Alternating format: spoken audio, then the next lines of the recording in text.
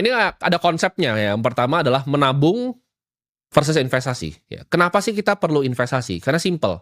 Kita tahu kalian udah di sini udah paham bahwa uang tuh dicetak. Ya, ada yang namanya inflasi. Jadi kalau kita nggak berinvestasi, kita cuma nabung nih uangnya. Misalnya punya 100 juta, cuma ditabung doang, nggak diinvestasikan. 100 juta itu, kalau misalnya inflasinya itu 3-5%, tahun depan tuh udah berkurang. Ya, jadi 95 juta nanti. Nilai ketika kalian bisa beli barang-barang di sekitar kalian, itu akan berkurang. Ya, itu yang pertama, ada inflasi. Dan yang kedua, kalian memanfaatkan yang namanya compounding interest. Banyak yang nanya, kok gue bisa punya harta seperti sekarang? Jawabannya ini bukan karena gue bisa jackpot, karena gue itu super pinter atau yang lain, enggak. Jawabannya gue udah compounding selama 11 tahun. Gue itu mulai ketika Warren Buffett mulai. 14 tahun tuh, dia 11 tahun. Ya, dia duluan dari gue.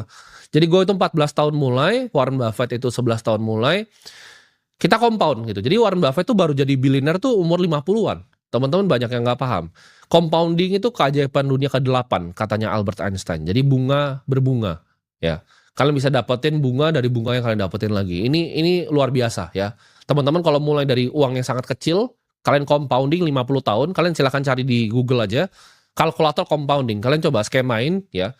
Uang 100 juta, 15% selama 50 tahun tuh luar biasa ya. Besarnya tuh di luar bayangan kalian. Dan inilah yang gue tahu dulu. Jadi gue fokusnya di compounding ini. Kenapa gue berinvestasi gitu. Nah,